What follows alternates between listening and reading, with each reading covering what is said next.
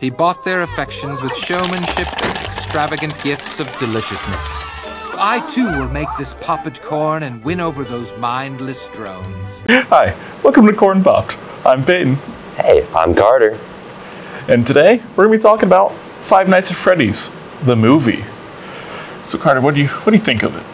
Honestly, I'd give it a 4 out of 5 stars. I think it was a really good movie overall. Generally, I think the plot was pretty good. It had a lot of fan service in it, a lot of references to the games, and like the overall just story and the people that like helped build it up. What were you thinking on it? Honestly, I think it was, in my opinion, it was really good. I loved it. I'd give it like a 9 out of 10. Different rating than you, but give it a 9 out of 10. Like all the little stuff they did was just so amazing.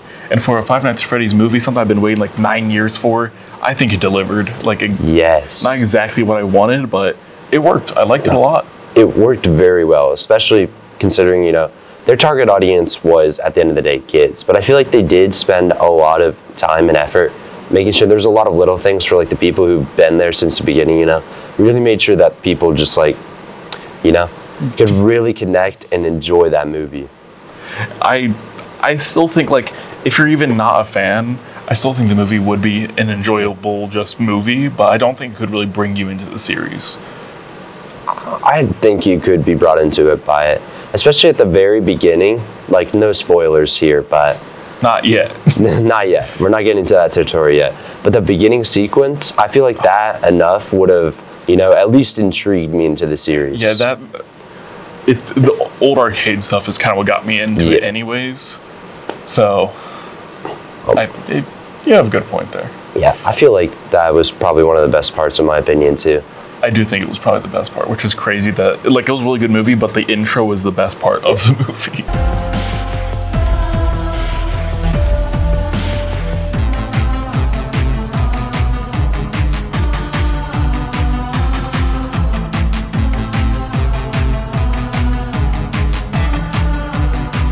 Yeah, the intro legit gave me chills and like reminded me of like being a little kid playing those games. And the song they used for it, yes, it just felt like it. Like it just felt like FNAF. No, it was just correct. Like there was nothing wrong with that beginning, a flawless beginning for that movie.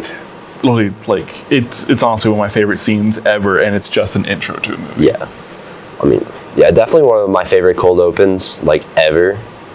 But now, from this point on, there's gonna be spoilers. So if you haven't seen the movie yet, go watch it and then come back. Now, the plot. Why did you have to start with the plot? The plot of the movie. See, my main issue. It's a Five Nights at Freddy's movie, that's for sure. Yeah, I don't feel like the plot was definitely the selling point. I think it was more obviously, you know, it's Freddy. Oh my God, it's Fazbear. That's so cool. See, That's the guy. I think my biggest issue with the whole movie is the fact that the ant, for some reason, is more evil than any other character. Like, sure, he stabs his daughter, but like, she was literally just like, yeah, we're gonna kill my nephew just so I could have my, literally just adopt my niece, just. Not even for like, she wants to take care of her, just for money. Like she ruined my nephew's life, get him fired so he can't get another job ever again. You know what? Kill him. Get him killed. Yes. So I can have money from his sister. That is so evil. From a series about children being murdered and kidnapped, the most evil thing is money laundering. No, and the fact that the lawyer, like her lawyer, like he just looks more traumatized than Abby was the whole movie. Like she literally watched people get murdered by robots that were her friends. I do think the aunt and lawyer were probably the lowest point of the movie in my opinion. They were. I don't see why they were even necessary. Like nothing they do really ever matters. The only thing they set up is for those 5 people to get killed. Yeah, that's all.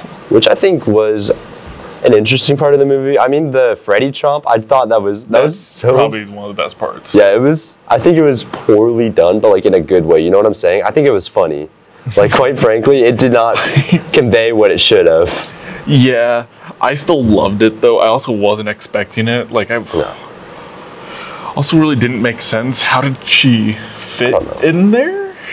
I don't know. Like, she was in the scene right before. It showed that, oh yeah, she was a lot bigger than the Freddy. But then all of a sudden, half of her's inside of it. Instantly. It was just kind of weird. No, I think that scene was definitely interesting, but it was enjoyable. It was definitely enjoyable, which I think what the whole film was going for. Yeah. Was it wasn't like, you know, I mean, there's some things that were trying to make you think, well, about lore, but like, you know, it wasn't something that you're going to come home and be like, a whole new perspective on the world. The fans have been talking about the lore for like over 9 years now. They already know what's going on, so they just didn't. It didn't go into that. It didn't introduce too much new. It was kind of just like, you know, kind of like a roller coaster almost. It's just a film adaptation. Like that's what it is, and that's what it set out to be. So I think they did great, and the cameos were beautiful. Yes, when MatPat said it's just.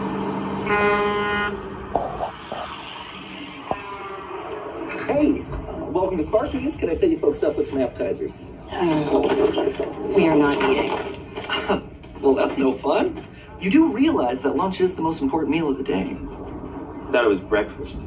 Some people say that, but you know, it's just a theory. Are you being paid by the word, or could we have a... That was there was one so of the much best stuff parts. referencing MatPat because he made the series basically. Like, he helped create the series, so it just makes sense. And then to me, that just seems so weird that like MatPat and Scott Cawthon, the creator of the Five Nights at Freddy's series, just never like had worked together, never talked before this moment, and like they've literally been building FNAF together, and like, you know, they've kind of had a symbiotic relationship. Yeah, symbiotic relationship. Yeah, just working really well together for years. And MatPat accidentally writes the story, Scott puts it in the game and gives him more to work with.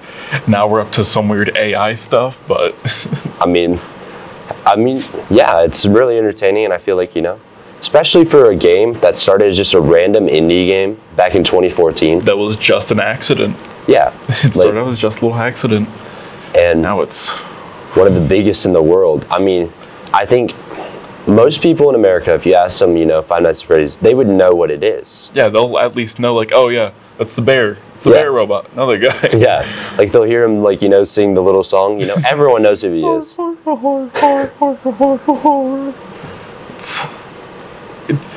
Mascot horror's just come a long way. Well, it has. And also hasn't, but there's some good mascot and some bad mascot horror, but that's not for us to talk about. That's for our friends at Low Poly to talk about. Yeah. Hopefully they do. Hopefully. Yeah, definitely check them out, by the way, on our school website. SCHSnews.com. Still plug right there. We can also watch all of our full episodes of Popcorn. Corn Popped. Corn Pops. Corn Pops. Yeah. The cereal. Another thing that I really just want to point out is how the cupcake was also just malicious. That cupcake was a menace. Oh my god. Like, I think the cupcake, he just carried the movie in some parts. Just because, like, he was like a ravenous bulldog. Like, I just swear, any time he was just moving, bro, he was just angry. You knew fear when you saw the cupcake's eyes. Yes. There was, like, that poor dude was just, he didn't even do too much damage, and then all of a sudden his face is just gone. Gone. He didn't even get to do much. He just got cupcaked. Yeah, the dude in there was a reference to the cupcake and then gets eaten by the cupcake. Just wild. Yeah, I think the movie was wild and so good, and a lot of the things that people complain about it are things I actually did like about it, like that fort scene I kind of liked. I kind of liked it. I feel like it just was too long, you know? I get what they're doing, you know? Like, hey, there's kids in this robot, but like... It did kind of throw off the pacing just a bit, but it was an enjoyable scene. No, it was. I mean, the Bonnie thumbs up was kind of... It was kind of... I don't know why there was a Terminator reference. Like, there was a lot of other movie references, like my favorite one being like when Springtrap does the knife wipe. Finished. Which reference to the original Scream movie because Matthew Lillard plays Stu Macher, which spoilers for Scream if you haven't seen the first Scream movie that came out in the 90s. Matthew Lillard is the killer. He's also Shaggy. He's also Shaggy, that is right. You know that he voices Shaggy in all the cartoons after that movie? Wait, seriously? Yeah. I actually did not. I just knew he did the live action Shaggy. He voices him quite often in the cartoons. No, that's one of my favorite things Like similar to how like Mark Hamill's also Joker. Like I didn't know that for the longest time. It's crazy. The range that he plays is just no. Especially considering that like he goes from like, you know, one of the most iconic killers now. Well, actually 2 of them. He does play 2 of the most iconic serial killers. And he also plays Shaggy from Scooby-Doo. a third serial killer. I'd say he's more of a serial killer catcher because like, you know. Well, okay, none of the Scooby-Doo villains are ever actually villains. Not villains. They're like con artists sometimes. I'm gonna take all the books from the library. You know what, for next episode, we should do the Scooby-Doo movies. And then only talking about Matthew Lillard the whole time. Just talk about Matthew. Next episode, Matthew Lillard, be there. But yeah, the movie was incredible. I'm very excited for what they do with the sequels. Yeah. Because they're going to set up the sequels. They already they're setting up the puppet is going to be in it. Yeah. And more importantly, if you actually look more into the movie, it's actually Michael Schmidt's little brother Garrett who's going to be the puppet.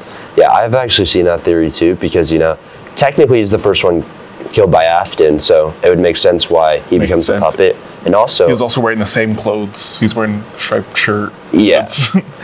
In Five Nights at Freddy's, if anyone is ever wearing anything color related to a character, they are connected. It has to be. It's just like that person's hair is gold, Golden Freddy.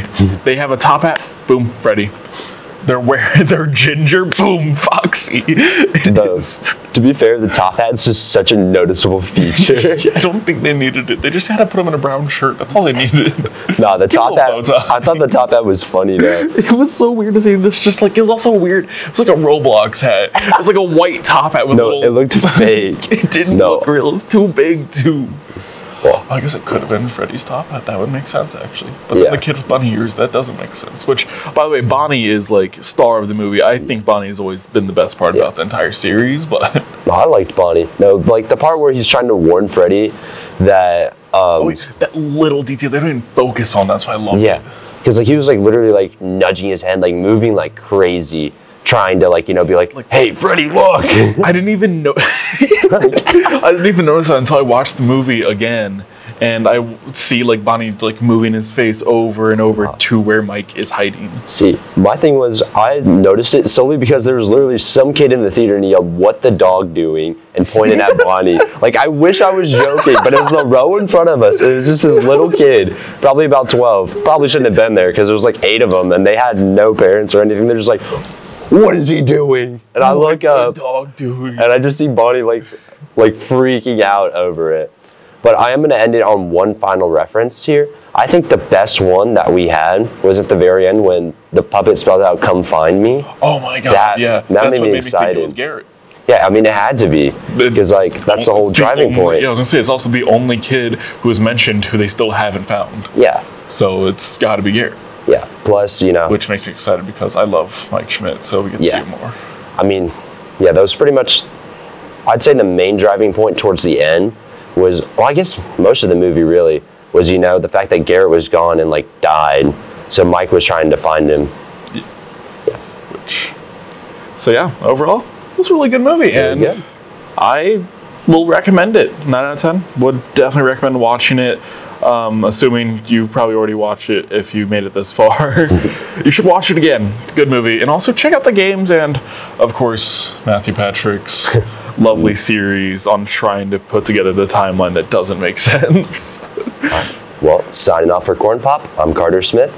And I'm Peyton Brown. See you guys next week. When we talk about Scooby-Doo. Or we're going to do a Scooby-Doo episode. See you then. Lights out.